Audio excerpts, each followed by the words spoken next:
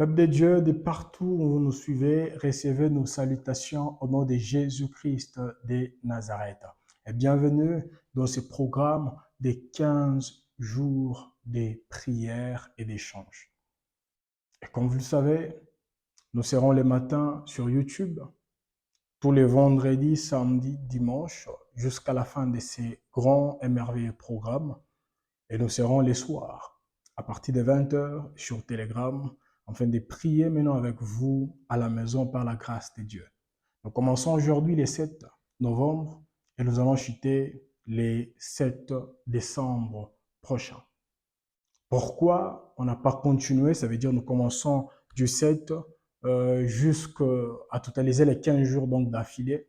Bien-aimé dans le Seigneur, je me suis dit qu'il était important que nous puissions savoir comment copier Dieu. Pourquoi j'ai dit ça? Parce que plusieurs personnes actuellement se retrouvent dans ce que j'appelle les requêtes popcorn. Ça veut dire, vous voyez les popcorn, comment ça saute, hein?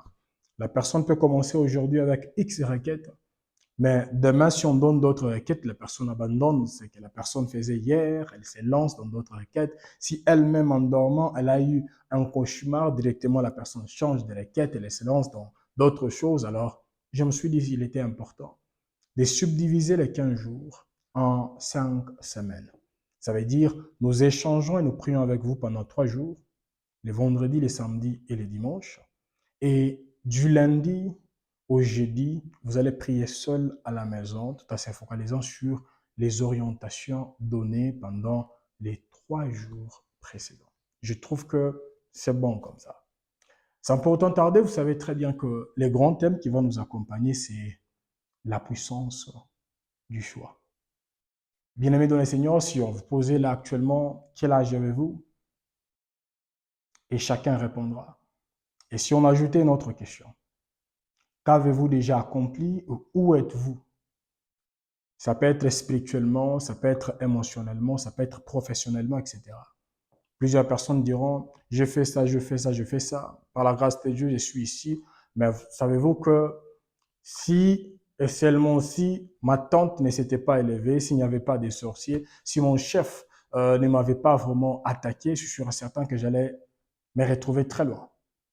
Personnellement, je dirais que plus nous allons continuer avec ces moments d'échange et ces moments de prière, bien-aimés dans le Seigneur, nous comprendrons ensemble qu'il est important d'admettre et de comprendre que ce que nous sommes, c'est la sommation des petites et grandes décisions prises. Bien-aimés dans le Seigneur, où que vous soyez, vous devez comprendre que ce que vous êtes et ce que vous serez, tout dépend de vos décisions. Pas des sorciers, pas nécessairement de Dieu, mais de vos décisions. Parce que Dieu peut se décider de vous bénir, mais si vous ne vous décidez pas vraiment d'acquérir cette sagesse, afin de marcher selon la volonté de Dieu pour arriver à cette bénédiction, bien-aimé dans le Seigneur, cette bénédiction restera toujours dans les visions, dans les songes, ou je ne sais pas dans quoi. Bien-aimé dans le Seigneur, même si vous entendez un sorcier ou une sorcière vous maudire en face, vous devez savoir que si vous ne collaborez pas, cette malédiction n'aura jamais lieu. N'avez-vous jamais lu? La parole nous dit, la malédiction sans cause n'a point d'effet. Et la cause, pendant ces 15 jours que nous allons échanger avec vous, vous devez comprendre que parmi les causes, il y a également la décision, les choix. Sans pour autant tarder, nous allons ouvrir nos Bibles et nous allons nous focaliser sur notre verset de base. Nous sommes dans Deutéronome chapitre 30, le 19e verset. Deutéronome 30, 19. Il est écrit, « J'en prends aujourd'hui à témoin contre vous, les ciels et la terre. J'ai mis devant toi la vie et la mort, la bénédiction et la malédiction. Choisis la vie, afin que tu vives, toi et ta postérité. Amen. » Peuple de Dieu, nous comprenons, ce passage est tellement clair. Devant nous, il y a la vie, il y a également la mort. Il y a la bénédiction, il y a également la malédiction. Mais on n'a pas dit tout dépend de Dieu. On dit choisis la vie. afin que, premièrement, que tu vives, toi, deuxièmement, et ta postérité. Bien-aimés dans le Seigneur, dans l'entrée des jeux, nous comprenons que nos petites ou nos grandes décisions affecteront positivement ou négativement notre entourage. Mais malheureusement, il y a d'autres personnes qui disent, d'après tout, c'est ma vie. J'ai fait ce que je veux. Bien-aimés dans le Seigneur, vous devez savoir que tant que nous serons sur la terre, votre vie ne vous appartiendra plus totalement. Pourquoi? Parce que toute décision que vous prendrez, grande ou petite, ça affectera également la destinée des uns et des autres. Pourquoi? Parce que Dieu nous a créés pour que, premièrement, que nous puissions nous aimer mutuellement et deuxièmement, pour que nous puissions apprendre comment nous entraider. C'est très important. Bien-aimés dans le Seigneur, il y a d'autres personnes aujourd'hui, si on vous appelle, je ne sais pas, ça peut être François, ça peut être Monsieur Dubois, et vous dites présent, mais ce n'était pas votre décision. Il y a une personne, en vous regardant, peut-être quand vous étiez dans le ventre, la personne a dit, je l'appellerai tel. Et aujourd'hui, on vous appelle, vous dites, moi tel. C'était la décision d'une autre personne qui continue à vous accompagner jusqu'à présent. Et c'est la même chose. D'autres personnes, peut-être vous avez déjà eu à changer votre prénom, votre nom en disant, le nom qu'on m'a donné, ce n'était pas un bon nom. Mais alors, qu'est-ce qui s'est passé? Vous avez pris une autre décision pour changer le nom que vous étiez en train de porter tout ce temps. Bien-aimés de nos Seigneur, en regardant nos propres vies, enlevons d'abord les sorciers, enlevons d'abord nos ennemis, mais regardons nos propres vies, on se rendra compte que si nous prenons la décision à partir de maintenant, de commencer à checker avant de nous lancer dans quelque chose, de commencer à checker avant d'ouvrir la bouche et de parler. Bien-aimés dans le Seigneur, dans 6 mois, plusieurs personnes ne seront plus là où elles sont. C'est très important et nous devons les comprendre. Alors aujourd'hui, je ne serai pas tellement long vu que c'est l'introduction, mais chaque jour, pendant que je serai là, nous serons en train d'échanger avec vous. L'objectif sera quoi? Bien-aimés dans le Seigneur, nous rappeler qu'il est important de prendre des décisions. Si vous ne décidez pas sur votre vie, une autre personne les fera. Alors, avant que d'autres personnes décident sur votre avenir, prenez le temps de décider sur votre propre vie. Alors, aujourd'hui, j'échangerai avec vous seulement sur les quelques points qui nous accompagneront, bien sûr. Premièrement, vous devez savoir que les choix influencent la direction de nos vies. Je répète encore, les choix influencent la direction de nos vies. Nous allons lire, nous sommes dans les livres de Matthieu chapitre 7, du 13e verset au 14e verset. Je ne veux pas tout lire, mais vous pouvez lire à la maison. Il est écrit, entre par la porte étroite. Je saute et puis on nous dit, peu sont ceux qui la trouvent. Bien-aimés dans le Seigneur, pour ceux qui maîtrisent très bien ces passages, on a mis là-bas 2 endroits. Premièrement, la porte étroite. Deuxièmement, la porte qui était large.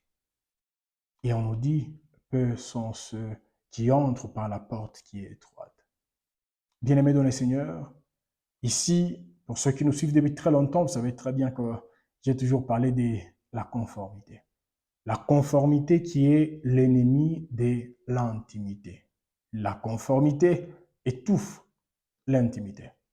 Bien-aimé, quand on regarde, ça peut être dans votre propre famille, ça peut être dans votre nation, ça peut être au travail.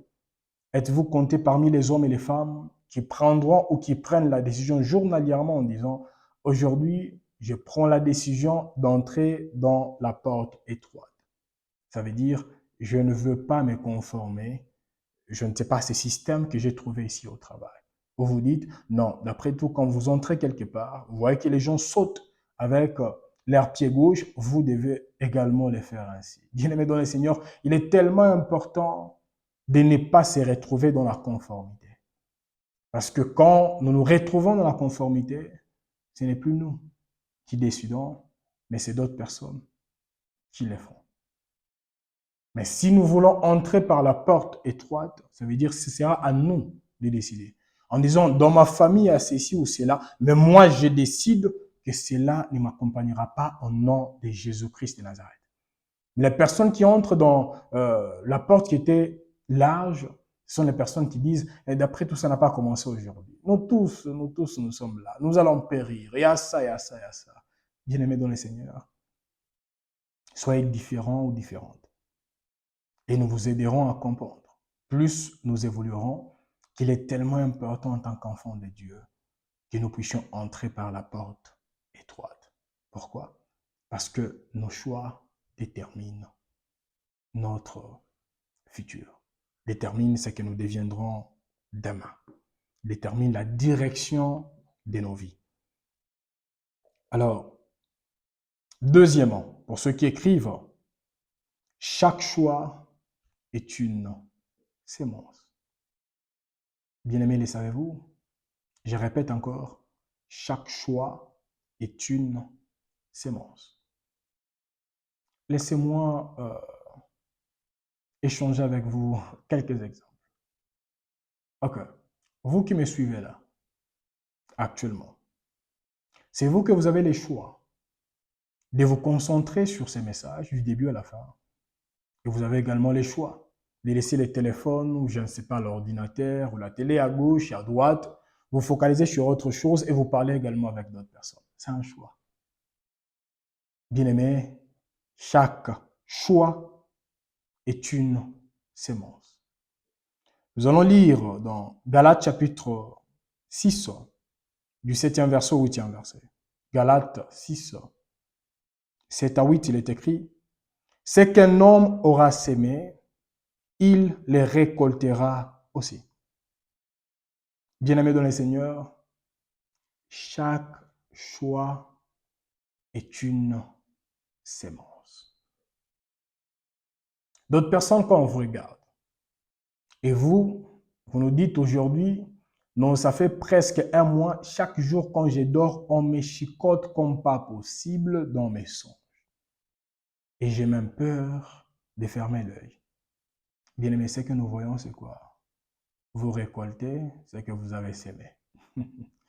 Si vous sémez la paresse en ce qui concerne les choses de Dieu, vous ne pouvez que récolter les chicotes de l'ennemi. Si vous sémez la désobéissance, vous ne pouvez que récolter l'humiliation. La Bible nous dit, celui qui sème le vent récoltera la tempête. Bien-aimés dans le Seigneur, chaque choix est une sémence. Vous pouvez prendre la décision aujourd'hui en disant, quiconque viendra vers moi, malgré son statut social, moi, je prends la décision de commencer à respecter la personne. Bien-aimé, c'est une sémence qui paiera demain. Mais une autre personne peut se décider en disant, moi, je parle avec plusieurs personnes et je me rends compte que plusieurs personnes commencent à me manquer du respect. Donc, désormais, à partir de maintenant, je ne saluerai aucune personne. Bien-aimé dans le Seigneur, chaque choix est une sémence. Regardons l'histoire d'Élie. La Bible nous dit, dans le livre de Jacques, qu'il était un homme de la même nature que nous. Mais quel est le choix qu'il a pris? Mais il pria. Donc, ce qui a distingué Élie avec nous autres, c'est quoi? C'est la vie de prière. Bien-aimés dans le Seigneur, si on vous posait la question, la vie de prière est-elle importante? Oui, oui. Vous voyez, quand vous priez, vous verrez ceci. Quand vous jeûnez, vous ferez ceci. Est-ce que vous prenez-vous également le choix de mettre en pratique ce que vous connaissez? Ou vous dites, non, non, vous voyez, je n'ai pas le temps. C'est ça le problème. C'est également un choix. De rapporter à demain ou de ramener à demain ce qu'on peut faire aujourd'hui. Chaque choix est une sémence. Et si vous venez vers moi pour me dire, non, on m'a escroqué par X ou Y serviteur, vous récoltez ce que vous avez sémé. Comment un serviteur peut vraiment vous mentir? Au nom de Dieu, la personne vous dit, Dieu m'a dit, et vous exécutez sans méditer, sans vérifier. Et d'autres personnes, quand on me dit, on m'a escroqué, on m'a dit ça, j'ai dit, la personne ne médite pas la parole. Donc, vous ne méditez pas la parole. Voilà pourquoi on vous escroque en désordre.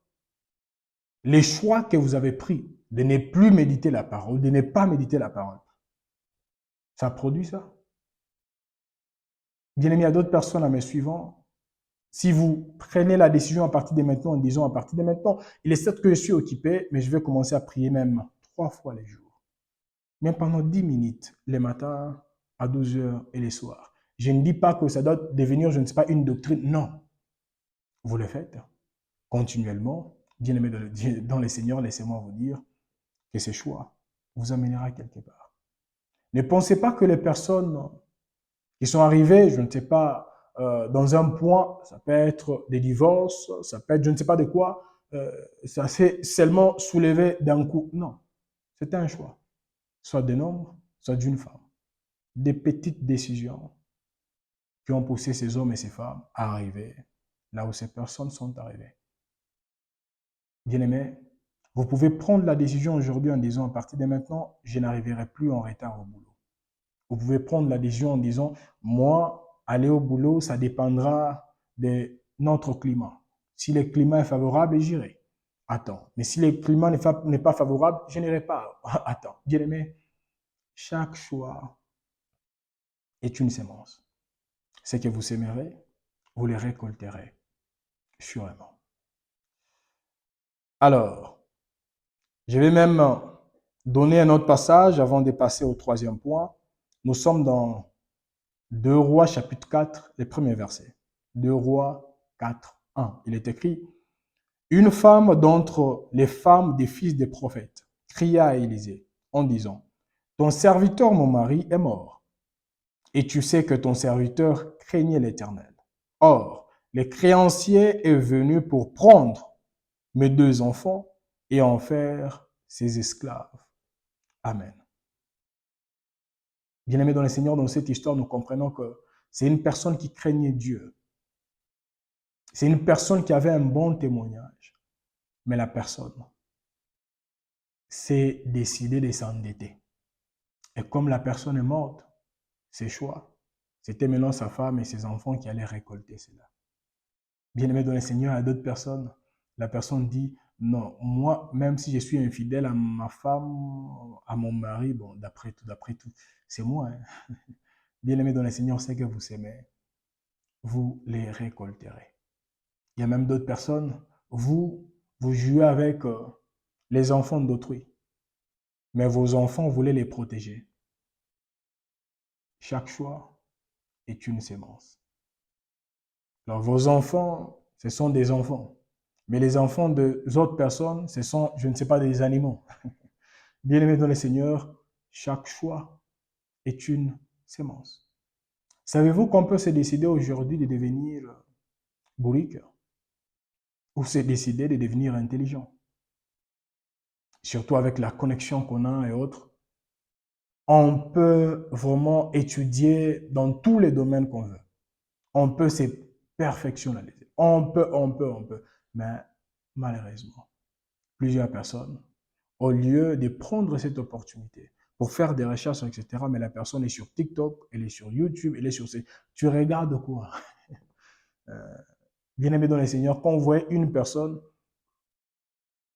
sa manière de répondre, sa manière de réagir, etc., ça prouve à l'évidence que la personne ne fait pas des recherches et comprenait que la personne a pris cette décision de ne pas faire des recherches. Voilà pourquoi. Elle est devenue ce qu'elle est devenue. Elle réagit comme elle réagit. Alors, le troisième point. Tes choix révèlent ton maître. Je répète encore. Tes choix révèlent ton maître. Bien-aimés dans le Seigneur, quand je regarde les choix que nous prenons journalièrement, ça révèle qui domine sur nous. Nous allons lire Romains chapitre 6, le 16e verset. Romains 6, 16. Il est écrit, vous êtes esclaves de celui à qui vous obéissez. Vous êtes esclaves de celui à qui vous obéissez. Bien-aimés dans le Seigneur, qui domine sur vous? Qui domine sur vous? Quand on regarde les séries télévisées que vous regardez, Quand on regarde les temps que vous passez sur votre téléphone, quand on regarde, maintenant on se posera la question, qui domine qui? Qui dirige qui? On peut dire, Jésus-Christ est mon Seigneur, il est mon roi, il est mon ceci et mon cela. Mais quand on regarde votre vie, est-ce qu'on peut dire, c'est lui qui dirige votre vie? C'est lui qui vous aide à prendre des bonnes décisions pour ne pas regretter demain. Bien-aimé, il est tellement important de comprendre ces choses pour ne plus se retrouver dans des cas de si je savais. C'est très important. Nous sommes dans le livre d'Apocalypse chapitre 3. Apocalypse 3, mais on peut commencer à partir du 15e verset en descendant. Il est écrit, « Je connais tes œuvres. Je sais que tu n'es ni froid ni bouillant. Mais j'aime bien, à la fin on nous dit, comme tu es tiède, je te vomirai. » Savez-vous que c'est une décision également. C'est une décision de devenir tiède. Une décision de rester dans la même dimension, ça veut dire on n'est ni chaud ni froid. Ouais. Une personne qui dit, moi je ne prie pas trop et moi je ne suis pas comme les autres qui ne prient pas du tout, mais je suis au milieu. Moi je ne suis pas tellement chrétien, ça veut dire je maîtrise la parole et je suis la volonté de Dieu journalièrement, mais je ne suis pas non plus païen, mais je suis au milieu. Bien-aimé dans le Seigneur, la Bible nous dit que tu es tiède. Le Seigneur nous dit, je te vomirai. Bien-aimés, évitons de nous retrouver dans ces cas où le Seigneur prendra la décision de nous vomir. Il est important de comprendre, comme je venais à peine de le dire, dans les deuxième point, et le deuxième point, j'ai dit chaque choix est une sémence, et le troisième point, j'ai souligné, tes choix révèlent ton maître. Si c'est la paresse qui est notre maître, ça se laissera voir. Si c'est la persévérance qui est notre maître, ça se laissera voir. C'est très important et nous devons les comprendre. Alors, le quatrième point, et c'est là où nous allons chuter pour aujourd'hui, c'est juste une introduction. Et demain, par la grâce de Dieu, nous allons développer. Le quatrième point, j'ai écrit ceci, la préparation est un choix. Oui, la préparation est un choix. Proverbe chapitre 21, le 31e verset. Proverbe 21, 31. Il est écrit, le cheval est équipé pour les jours de la bataille, mais la délivrance appartient à l'Éternel. Bien-aimé dans le Seigneur, la préparation est un signe de sagesse. Voilà pourquoi j'ai dit à toutes les personnes avec lesquelles nous échangeons, nous prions, avant de commencer ce merveilleux programme, il fallait que moi et vous, que nous soyons dans un retraite d'abord, une retraite personnelle, du 1er au 6. Et les 7 aujourd'hui, nous décollons déjà avec notre programme. Bien-aimés dans le Seigneur, d'autres personnes qui nous suivent et qui disent, moi je sens que les choses vont bientôt la changer. Et les choses en question, c'est quoi? Je serai bientôt millionnaire. Parce que vous savez qu'il est important également de se préparer mentalement avant de toucher beaucoup d'argent. Et savez-vous, d'autres personnes vous diront, non, non, non, moi je sens. Je sens que bientôt là, je vais me marier. C'est vous qu'il est important de se préparer avant d'entrer dans les mariages. C'est un choix. Les personnes qui n'ont pas pris le temps de se préparer avant d'être élevées, ça peut être professionnellement, ça peut être spirituellement, ça peut être, je ne sais pas dans quel domaine, bien aimé dans le Seigneur, ces personnes ont été secouées avec le temps. Voilà pourquoi il est tellement important, avant d'aller trop loin, prenons le temps de nous préparer. L'année prochaine est justement devant nous. Pourquoi ne pas se préparer aujourd'hui? En disant, je prends le temps de me préparer aujourd'hui. Seigneur, révèle-moi ce que je dois faire au mois de janvier, février, mars, avril, mai, juin. C'est tellement important. Mais qu'est-ce qui se passe? Plusieurs personnes ne veulent plus vraiment être proactifs. Ça veut dire se préparer avant que la situation ne puisse arriver. Mais plusieurs personnes sont dans la réaction. En étape, tu veux aussi donner un coup en retour. Bien-aimé dans le Seigneur, il est tellement important de savoir qu'il est impossible de se préparer avant de se lancer. et de subir des bêtises, je ne sais pas, à outrance, non. Qu'on a eu le temps de se préparer, de bien se préparer, même si on tombait, on saura comment se relever. Et même si on voyait, je ne sais pas quoi, ça ne nous choquera pas tellement. Pourquoi? Parce qu'on a quand même pris le temps de se préparer, d'une manière ou d'une autre. Même le Seigneur Jésus nous a enseigné en disant, avant d'attaquer un autre royaume, il faut prendre le temps de se poser des questions. Dois-je aller avec tel nombre de personnes? Avant de bâtir une maison, il faut prendre le temps de se poser la question en commençant, peux-je aller jusqu'à la fin ou je me limiterai au milieu? C'est très important. La préparation est un choix. Et laissez-moi vous poser la question. Pendant ces programmes, c'est vrai, nous lançons aujourd'hui. Êtes-vous préparé de vivre une transformation? Êtes-vous préparé de vivre une restauration complète et totale? Ou êtes-vous seulement là comme un spectateur en disant, je vais regarder et nous verrons ce que le Seigneur fera pour gloire à son nom. Bien-aimés dans le Seigneur, préparez-vous à vivre les grandes choses. Préparez-vous à témoigner et préparez-vous à être transformé. Et si tel est le cas, vous vous poserez des bonnes questions et vous trouverez de bonnes réponses. Alors, bien-aimés dans le Seigneur, nous avons chuté. Nous venons à peine de chuter avec la première partie qui était l'enseignement. Là, nous voulons prier avec vous et abandonner cette journée entre les mains de Dieu. Comme je l'ai dit au début, ce que nous sommes aujourd'hui, c'est la sommation des petites et des grandes décisions. Bien-aimés, ce que votre mari est aujourd'hui, c'est la sommation des petites et des grandes décisions. Ce que votre femme est aujourd'hui, c'est la sommation des petites et des grandes décisions. Ce que je ne sais pas, votre famille est aujourd'hui, votre nation, c'est la sommation des petites et des grandes décisions. Et si nous apprenons aujourd'hui à prendre des bonnes décisions au bon moment et nous communiquons la même connaissance à nos enfants, bien-aimés dans le Seigneur. Imaginez-vous, vous avez un enfant de 5 ans, mais vous travaillez journalièrement pour communiquer cette connaissance à cet enfant, en disant il y a des décisions qu'il ne faut pas prendre à la légère.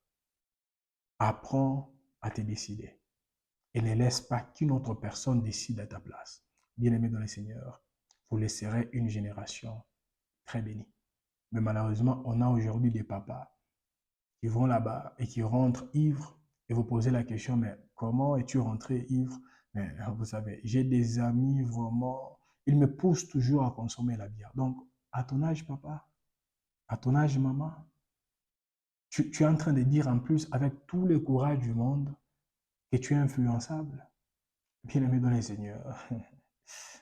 Si jusqu'à présent, ce sont les membres de votre famille qui décident sur votre propre vie, jusqu'à présent, ça peut être, je ne sais pas qui continue à décider sur votre propre vie, ça veut dire, votre vie ne vous appartient pas. Même le créateur du ciel et de la terre, nous venons à peine de le lire, au début, il a dit quoi? La vie et la mort étaient devant nous. C'était à nous maintenant de choisir. Si le créateur du ciel et de la terre nous donne le libre arbitre de choisir, que dire de nous? On peut conseiller les gens, mais laisser que ces hommes et ces femmes prennent des décisions sur leur propre vie. Bien-aimés dans le Seigneur, nous allons prier. Premièrement, nous allons dire à Dieu, Seigneur, pardonne-nous. Pardonne-nous pour toutes les décisions, grandes ou petites, qu'on a prises il y a des années, il y a des mois, mais qui étaient comme des semences. Et aujourd'hui, nous commençons à récolter les fruits de ce qu'on a posé dans nos vies, peut-être il y a 10 ans, 15 ans, 20 ans en arrière. Et deuxièmement, nous allons dire, Seigneur, rends-nous sensibles et fais-nous grâce afin que nous ne puissions pas prendre à la légère des décisions qui transformeront nos vies. Élevons nos voix et prions au nom de Jésus. Les Tout-Puissants, les Pères de gloire, je te dis merci. Merci à toi qui as permis à ce que nous puissions commencer. Et merci à toi qui as permis à ce que nous puissions échanger avec ta fille, avec ton fils concernant la puissance du choix. Les créateurs du ciel et de la terre, j'abandonne, Éternel, nos vies entre tes saintes mains et je te demande de nous pardonner. Seigneur, pardonne-nous, Éternel, par ta miséricorde. Parce que chacun de nous, peut-être, là où nous sommes bloqués, c'est parce qu'on a pris seulement une mauvaise direction.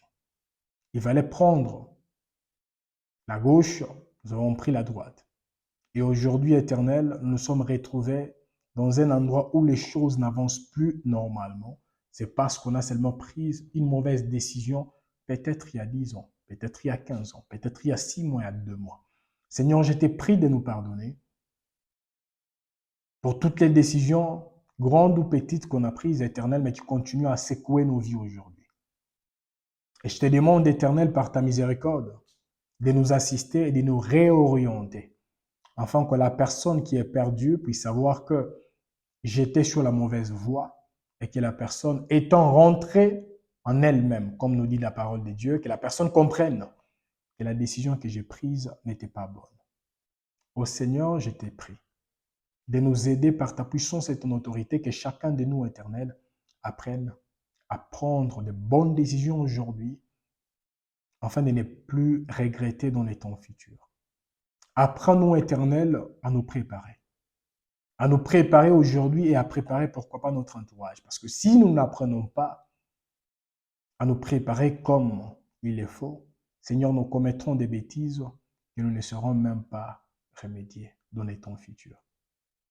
C'est au nom de Jésus-Christ de Nazareth que nous avons ainsi prié en disant Amen. Bien-aimés dans le Seigneur, la journée vient à peine de commencer. Les programmes viennent à peine de commencer. Mais nous aurons toujours un choix à prendre ou des choix à prendre. Aujourd'hui, on peut vous insulter. Vous aurez les choix entre répliquer avec insolence ou répliquer avec sagesse. Aujourd'hui, on peut vous trahir. Mais votre réaction, comment sera-t-elle? Bien-aimé dans le Seigneur, il est tellement important de comprendre cela. Il y a d'autres personnes qui disent c'est justement une petite décision. Non. Et les petites et les grandes décisions, ça marche de pair. Avant de prendre, ça peut être une voiture, priez, même quelques secondes dans les cœurs. Seigneur, dirige-moi. Si tu me vois dedans, protège-moi. Et fais grâce que je ne puisse pas monter dans les bus qu'il ne fallait pas monter, ou dans les taxis qu'il ne fallait pas monter. Seigneur, oui, il est certes que je vis dans cette ville, j'ai toujours emprunté telle voie ou tel chemin, mais si tu ne me vois pas aujourd'hui d'emprunter tel chemin, oriente-moi, je changerai. Bien-aimé dans le Seigneur, une petite décision peut sauver votre vie. Mais une petite décision peut également détruire plusieurs vies. Prenons le temps de nous auto-examiner. Surtout là, c'est l'exercice que j'aimerais vous demander aujourd'hui avant qu'on puisse se retrouver ce soir sur Telegram et prier ensemble avec vous. Examinez votre propre vie. Prenez un cahier, prenez un stylo ou ça peut être votre tablette et commencez à regarder chaque fois que votre vie a pris une nouvelle tournure. Quelle est la décision que vous avez prise? Ça peut être avant que la situation n'a pu changer ou après que la situation ait changé. D'autres personnes, en nous suivant, la personne s'est dit, non, moi, chaque fois quand Dieu amène des personnes riches à mes côtés, les personnes partent. Mais non, analysez. Quand ces personnes viennent, elles partent pourquoi? Quelles sont les phrases que j'ai toujours utilisées? Quels sont les comportements que j'ai toujours manifestés, etc. Bien aimé, en analysant ces choses, ça vous apprendra de prendre également de bonnes décisions. Et si vous dites, comment peux-je me souvenir de toutes ces choses? Prenez le temps de prier en disant, Seigneur, rends-moi sensible, afin qu'à partir de maintenant, que je ne prends plus de décisions à la légère. Père, j'abandonne nos vies entre tes saintes mains, je t'ai prie. Tout au long de la journée d'aujourd'hui, dirige-nous, oriente-nous, afin que nous ne puissions pas s'aimer une chose qui nous détruira demain. C'est au nom de Jésus-Christ de Nazareth que nous avons ici prié en disant Amen. Shalom chez vous et nous allons continuer demain et nous entrerons en profondeur par la grâce de Dieu. Shalom.